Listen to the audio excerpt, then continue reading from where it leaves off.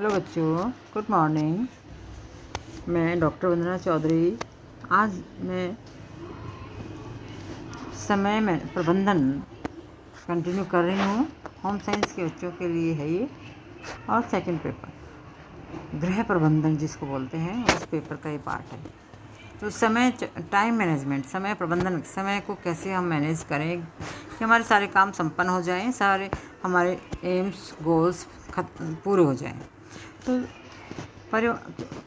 हमेशा काम एक जितना नहीं होता है। परिवार में डिपेंड करेगा कि वो फैमिली कौन सी लाइफ साइकिल से चल रही है, मतलब प्रथम चरण है, द्वितीय, तृतीय कौन सा है। तो आज हम इसके बारे में पढ़ेंगे कि पारिवारिक जीवन चक्र की विभिन्न अवस्थाएं कौन सी होती हैं, क्योंकि काम के जो संख्या है उसी तरह से क्वांटिटी बढ़ती जाती है, अवस्था बढ़ते बढ़ते। जैसे प्रथम चरण है, फर्स्ट स्टेज में क्या होता है कि परिवार जो जीवन चक्र का फर्स्ट स्टेज है, इसमें स्त्री पुरुष पति पत्नी होते हैं, वो नवविवाहित पति पत्नी होते हैं, और उनके पास एक दूसरे को जानने को समझने को समय होता है, एक दूसरे को जानने का प्रयास करते हैं, परिवार सीमित होता है।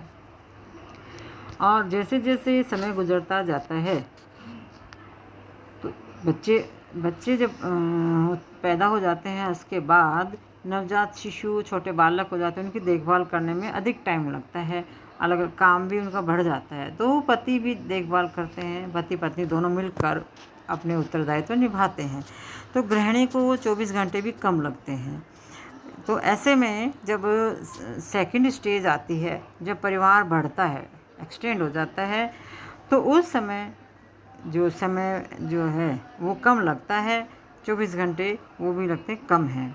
तो इस समय शक्ति बचाने वाले उपकरण काम में ले सकते हैं गृहिणी, और कुछ सामान रेडीमेड मंगा सकते हैं, आयरन बाहर से करवा सकती है, तो काम वाली बाई भी रख सकती है। तो इस तरह से वो अपना टाइम मैनेज करती है, टाइम को मैनेज करती है। तीसरी अवस्था जो होती है, इस अवस्था में बच्चे जो हैं उच्च शिक्षा या तो स्कूल गोइंग एडोलेसेंट किशोर अवस्था में आ जाते हैं, और कुछ बच्चे जैसे पढ़ने के लिए बाहर चले जाते हैं, कोचिंग वगैरह के लिए, ट्यूशन। तो ऐसे में घर परिवार की जिम्मेदारियों को समझने के लिए और घरेलू काम को करने में भी वो योगदान देने लग जाते हैं।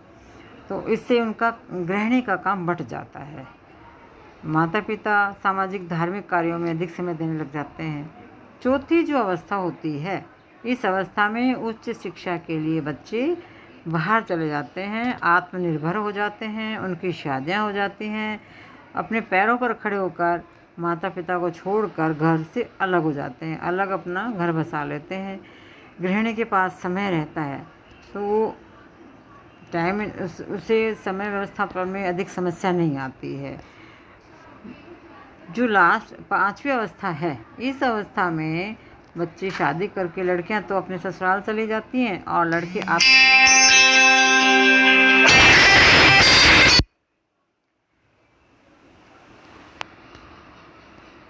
फिर पांचवी अवस्था में वो अपना समय काफ़ी उनके पास होता है, जिसको सदुपयोग कर सकते हैं अपनी हॉबीज़ पूरी करने में, और वो चाहे तो अपना समय बिताने के लिए निजी संस्थाओं में, प्राइवेट स्कूलों में, इन सब में रोज़गार भी ढूंढ सकते हैं। इस तरह से पांचवी अवस्था आते आते परिवार है वो वापस फर्स्ट स्टेज की तरफ बढ़ जाता है। मतलब पहले शुरू में जैसे छोटा परिवार था, तो लास्ट स्टेज में भी वही फिर अकेले दोनों पति पत्नी रह जाते हैं, बच्चे बाहर चले जाते हैं। इस तरह से जैसे अब हम देखेंगे कि टाइम मैनेज करने के लिए, समय को हम व्यवस्थापित करने के लिए कुछ टूल्स होते हैं, निर्धारक तत्व होते हैं। वो तत्व निर्धारित करेंगे कि हमारा लक्ष्य पूरा हुआ कि नहीं हुआ, हमने जो उद्देश्य बनाए थे वो पूरे हुए कि नहीं हुए। ये टूल्स निर्धारित करते हैं। जैसे व्यवस्थापन में निर्धारक तत्व का नंबर 1 पर है टाइम कॉस्ट, समय मूल्य। हमारे पास 24 घंटे होते हैं, तो इसको टाइम को मैनेज करने के लिए व्यक्ति को सभी की इच्छाओं का ध्यान रखना पड़ता है, आवश्यकताओं का ध्यान रखना पड़ता है। तो काम ऐसे बांटना चाहिए सभी सदस्यों में कि काम विभाजन के बाद करने के बाद भी उनमें फुर्ती बनी रहे, थकान नहीं हो, और न्यूनतम समय में अधिक से अधिकतम काम संपन्न हो सके। गृहिणी को भी विश्राम के लिए, मनोरंजन के लिए, रेस्ट करने के लिए समय मिल जाए, इस तरह से करना चाहिए। तो टाइम की वैल्यू समझनी चाहिए, घर के प्रत्येक सदस्य टाइम की वैल्यू को समझें। दूसरा है टाइम नॉर्म्स, मतलब गृहिणी को विभिन्न काम करने होते हैं, जैसे वस्त्र धोना, प्रेस करना, वस्त्रों को सहेज कर रखना, संरक्षित रखना, बिस्तर बिछाना, समेटना, भोजन बनाना, घर की साफ सफाई, सजावट, ये सारे कार्य हैं। दैनिक और वार्षिक कार्यों करने में एक जैसा बराबर का समय व्यतीत नहीं होता है। कुछ काम ऐसे होते हैं जिन्हें करने में अधिक समय लगता है और कुछ काम ऐसे होते हैं जो जल्दी हो जाते हैं। तो खाना पकाने में भी गृहिणी का अधिक समय व्यतीत होता है, जबकि एक कमरे में झाड़ू पोछा देने में कम समय लगता है। तो किस काम को करने में कितना समय लगता है, इसकी जानकारी गृहिणी को होनी चाहिए, तभी वो आसानी से टाइम मैनेज कर सकेगी। अब समय मानक से अभिप्राय है उस समय से है कि जो कि एक काम को पूरा करने में लगता है। टाइम नॉर्म्स का मतलब है एक काम पूरा करने में कितना समय लगता है, उसका ज्ञान होना चाहिए गृहिणी को। एक काम या एक क्रिया को पूरा करने में जो समय व्यतीत होगा उसे निश्चित करना ही टाइम नॉर्म्स कहलाता है, समय मानक कहलाता है। अब है समय क्रम, टाइम पैटर्न, समय क्रम बोलते हैं इसको। समय क्रम का अर्थ होता है दैनिक कार्यों को क्रम से करना, क्रमबद्ध रूप से काम करना, वो कहलाता है टाइम पैटर्न। इससे बिना थकान के परेशान हुए हम काम को ख़त्म कर सकते हैं, क्योंकि समय एक सीमित साधन है। परिवार के प्रत्येक सदस्य के पास 24 ही घंटे ही हैं। अनेक कार्य संपन्न करने पड़ते हैं, कुछ भारी प्रवृत्ति के होते हैं, कुछ हल्के होते हैं। तो कुछ काम को करने के लिए एक से अधिक क्षेत्र की आवश्यकता होती है। तो क्रियाओं का क्रम निर्धारण निम्न बातों पर निर्भर करेगा कि भाई हम कौन सा काम पहले करें, कौन सा बाद में। नंबर 1, कार्य बिना अधिक रुके, मानसिक तनाव के, बिना विषाद के संपन्न होना चाहिए।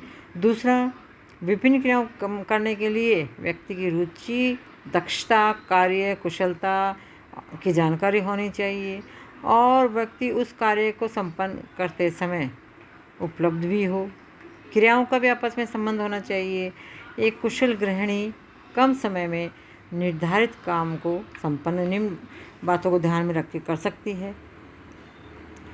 नंबर 1, गृहिणी को परिस्थितियों के अनुसार क्रम निर्धारित करना चाहिए, मतलब देखना चाहिए किस काम की आवश्यकता पहले है। मान लो घर के सदस्य पहले बाहर जाते हैं स्कूल या ऑफिस, तो खाना बनाना, उनका टिफ़िन तैयार करना पहला काम होगा, पहले नंबर पे आएगा। उसके बाद बाकी काम कर सकते हैं गृहिणी, जैसे क्लीनिंग का है, कपड़े धोने का, वो काम वो बाद में रख सकते हैं। लेकिन यदि घर में रह रहे हैं सारे सदस्य तो नाश्ता पहले बनाना, फिर हम लंच का काम बाद में हो सकता है। तो डिपेंड करेगा कि घर के सदस्य क्या काम करते हैं, कहाँ जाते हैं या घर में रहते हैं, उसी के अनुसार काम की श्रेणी बदल जाती है और क्रमबद्धता भी बदल जाती है। वे काम जिनको करने से समय शक्ति बचती है, ऐसे उपकरणों की आवश्यकता होती है, तो उनको भी उपयोग में लेना चाहिए। गृहिणी को उसका ज्ञान होना चाहिए। जिन काम को साथ साथ किए जा सकते हैं या जो घर के क्षेत्र विशेष में किए जा सकते हैं उन्हें एक ही क्रम में रखना चाहिए, इससे भी समय बचता है। जैसे मान लो सलाद बनाना है और सब्जी बनाना है, तो दोनों काम एक जगह हो सकते हैं। जिन काम को साथ साथ कर सकते हैं उनको एक क्रम में रखना। फिर एक काम का प्रारूप क्या है, टाइप्स ऑफ वर्क, तो उन काम को एक क्रमबद्ध रूप से वर्क पैटर्न में रखना चाहिए, जिससे उससे क्या होगा कि गृहिणी जो है, हाउस वाइफ है, वो अपने लिए समय निकाल सकती है, विश्राम कर सकती है, मनोरंजन कर सकती है और इसके लिए उसके पास पर्याप्त समय मिल सकता है। और ये कार्यभार का अब ये कि कार्यभार किस समय अधिक काम होता है गृहिणी के पास, मतलब कार्यभार अधिक कब होता है गृहिणी के पास, एक निश्चित समय में अधिक कार्यों को संपन्न करना, एक से अधिक काम संपन्न करना, वो पीक लोड का काम समय होता है। साप्ताहिक, मासिक, वार्षिक कोई भी हो सकता है। अलग अलग परिवार में अलग अलग पीक लोड होता है। काम का काम सबसे ज़्यादा काम का लोड का एक समय होता है। किसी के सुबह 8 बजे का समय पीक लोड होता है, किसी का 1 बजे का होता है, किसी का 11 बजे का, 10 बजे का भी हो सकता है। तो डिपेंड करेगा परिवार के सदस्यों के क्या व्यवसाय हैं, क्या उनकी आवश्यकताएं हैं, उस पर पीक लोड डिपेंड करता है। मतलब जिस समय काम करने का सबसे अधिक कार्यभार होता है वो पीक लोड कहलाता है। ठीक है, अब नेक्स्ट क्लास में पढ़ेंगे। हाँ, मुझे नहीं पता। मिस्टी सो रही है तू? कैसी गुंडागर्दी है, सर्दी में भी गर्मी है। 100 नंबर पे